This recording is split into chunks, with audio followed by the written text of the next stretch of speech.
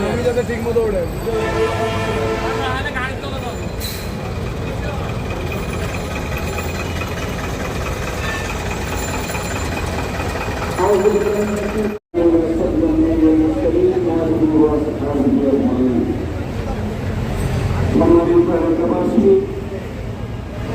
আজকের এই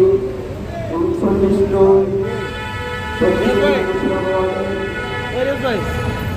সুনীল ক্রসিং থেকে নারকেল তলা পর্যন্ত এই রাস্তাটি দীর্ঘদিন ধরে সংস্কারের নামে চলাচল হয়ে পড়েছে। এই রাস্তাটি দ্রুততম সময়ের মধ্যে সংস্কারের দাবিতে বাংলাদেশ জামাত ইসলামী 39 নং ওয়ার্ডের উদ্যোগে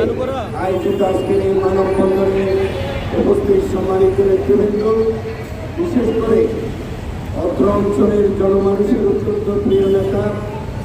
যারা সাহাদ ভাই সহ অক্ষের ভাই সহ আরো সম্মানিত দায়িত্বশীল নেতৃবৃন্দ, সম্মানিত এলাকাবাসী,